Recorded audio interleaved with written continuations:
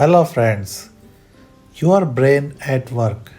In this book, David Rock delves into the fascinating world of neuroscience to help you understand how your brain functions under pressure and how to optimize your productivity. So, let us start the audiobook summary Your Brain at Work by David Rock. Key point 1. How to maximize your productivity when you have work overload. Imagine being promoted to a new, higher position in your organization. After the euphoria of the whole thing has died down, you'll be left to face the stark reality of your new position. More goals to crush, tighter deadlines to meet, more creative thinking to do, and more people to manage. Put simply, your workload will multiply and your boss's expectations of you will go up. This is the single reason many employees suffer breakdowns after being promoted. You will need time to adjust to the new position, but the process will be much easier if you master how to be productive despite the overload. You don't need to be recently promoted to learn the skill of personal productivity. Everyone waking up to a job has to learn to be productive, and it all starts with learning how your brain works. Mental activities are more energy draining than physical activities, like pushing a truck. This is why a secretary might get fatigued after 3 hours of consistent work, while a truck driver can be on duty for 8 hours and still continue working. So if you find yourself being fatigued often on your job that requires brain performance, just know you're not alone. With this fact in view, how can people involved in mentally tasking activities maximize their work time so they can do so much in a day? There are a couple of ways to go about that inspired by scientific development. Start with giving your brain the right amount of glucose. Remember, research shows that those engaged in mentally demanding activities can keep their energy levels up by having regular glucose intake. Working with a cup of coffee beside you will help a lot in this regard. If you're not that into coffee, you can take anything that provides you with glucose. However, glucose alone is not sufficient to keep your brain productive all through your work hours. The way you start and go about your day is important too. Those are the things you'll be learning from this summary. The next chapter will show you how your routine has been keeping you from achieving more than you could naturally achieve and what you can do about it. As we proceed in the summary, you'll also learn about mindfulness and other activities that will help you function better at work. Key point 2. If you change your routine for the better, you can change your life.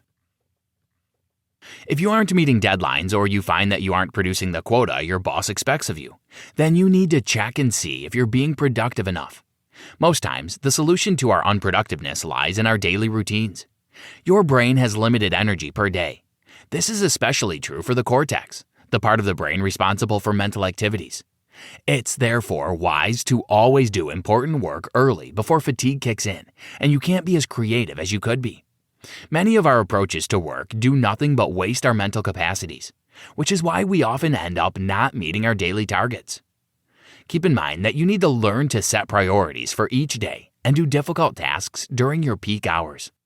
Most people will entertain an idea in their heads, ponder upon it for a few minutes, then continue driving, hoping to recall the idea when they get out of the car. If you've ever had any such experiences, you will know that it's hard to recall a fresh idea that you didn't document. If you try hard, you'll only regain fractions of it. The next time you have an idea, pause whatever you're doing and pen it down or type it on your phone's notepad. It also helps to ponder on the idea for a few minutes. Next, change how you approach your workload. It's always tiring to face the day when there's a lot to do. If you overthink about your workload, you'll begin to feel the tiredness of doing all the work. So when it comes to doing the work, you'll be too mentally exhausted to accomplish anything worthwhile before the day ends. Set priorities instead. Begin your day with a list of all the activities you are to do in the day. You could write it on paper or digitally. Next, arrange those tasks in their order of complexity and significance. Visualization will help you better categorize the tasks, so imagine yourself doing them while prioritizing. Did you know, visualization will help your brain relax and boost your energy to go about your duty. Key point 3. Get rid of distractions. Improve your productivity. Has this ever happened to you? You were working on an important project, then got the idea to check social media briefly and end up wasting more time than you planned.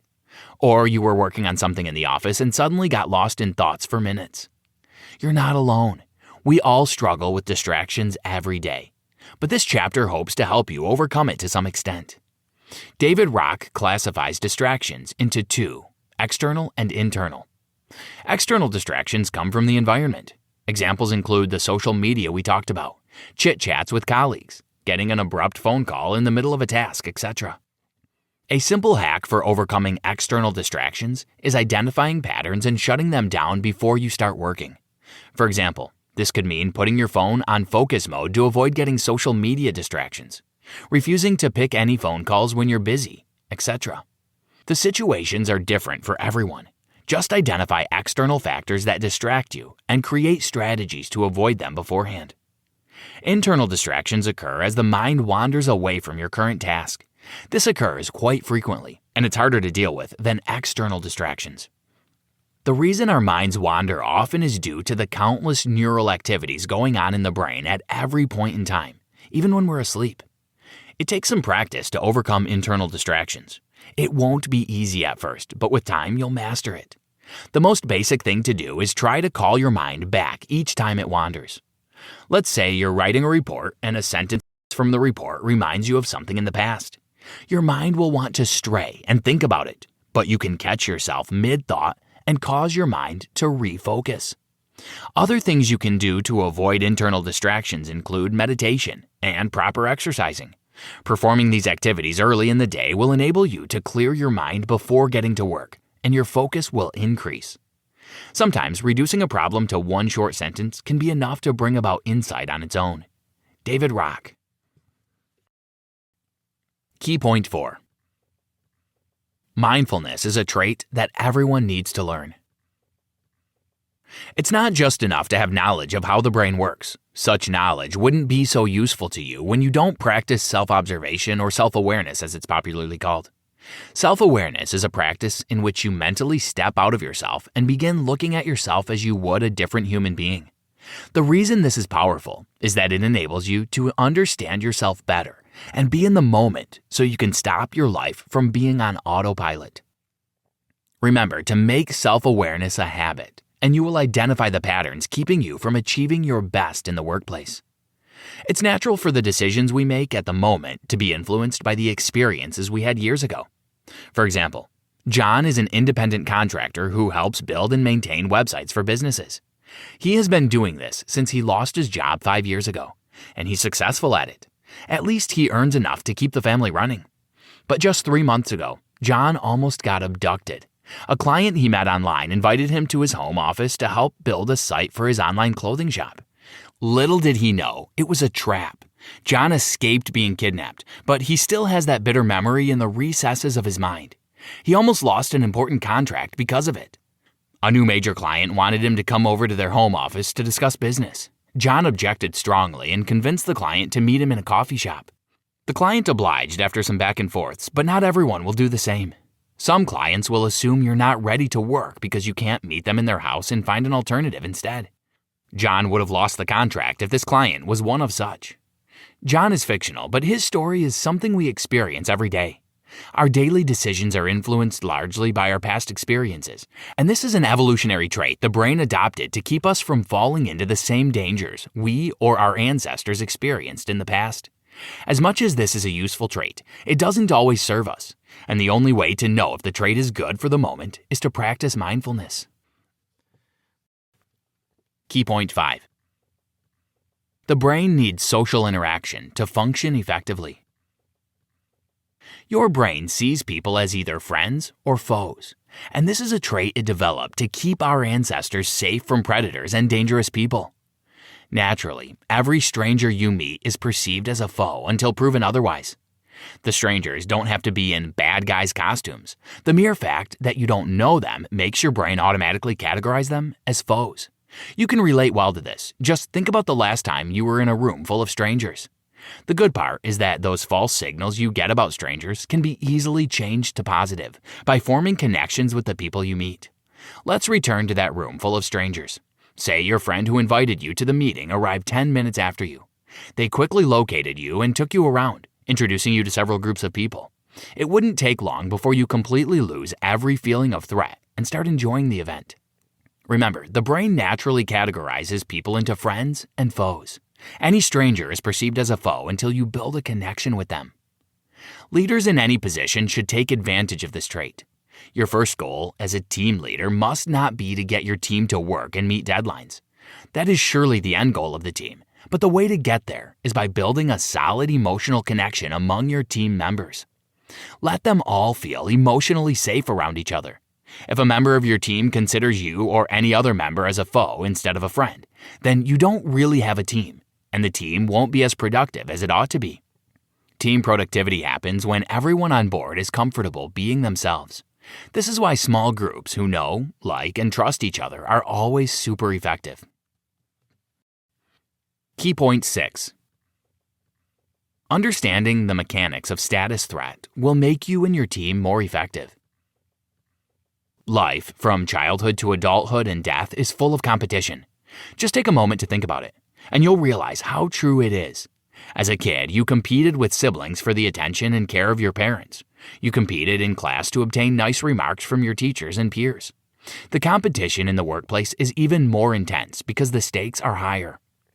The problem is, this competition mindset results inevitably in winners and losers. The winners in every situation experience a boost in status, while losers feel threatened and their defense mechanisms kick in immediately. This setting makes the workplace toxic for everyone. Imagine a typical boardroom meeting. A good number of the attendees will be busy pushing up their status by polishing their good works and talking down the board members they perceive as threats to their progress. There will also be a fight for status when teammates feel they are competing rather than completing one another. You'll see the stark reality of this status fight if you're a member of a small team, and there are 2 things you can do to stop it from destroying the effectiveness of your team. The first thing is to reduce your own status so the other person will have the chance to experience an increase in status. Something as simple as saying sorry and portraying that you're human with limitations yourself will go a long way in boosting the other person's status level. The second thing to do, which is very important, is to give people positive feedback that you truly mean from your heart.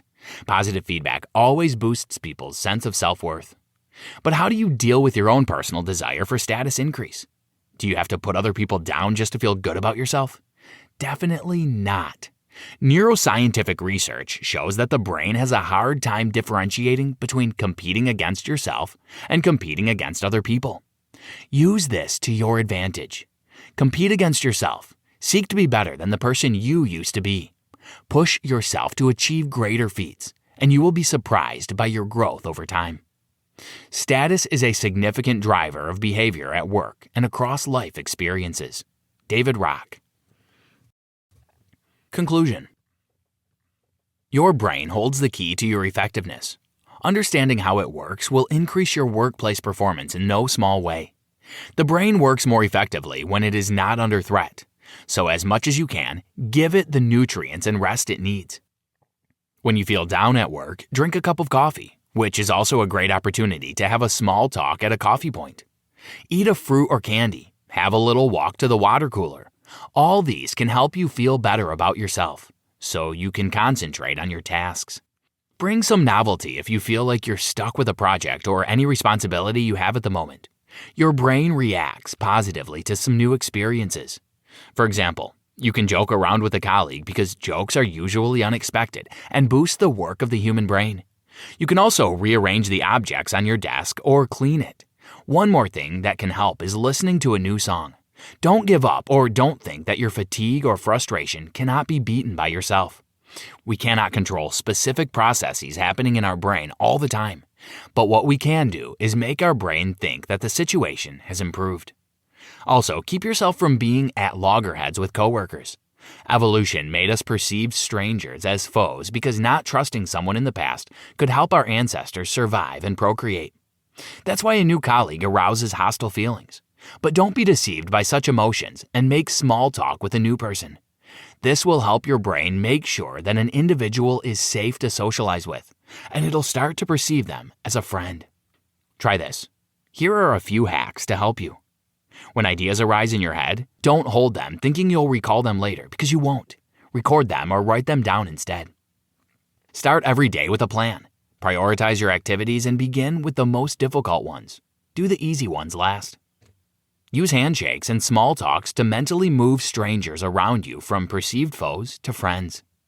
When organizing a meeting for the first time, your goal should be to create rapport among your team members and nothing more. Discuss work only after everyone on the team stops perceiving their teammates as strangers or foes. And use positive feedback to boost the status of your teammates.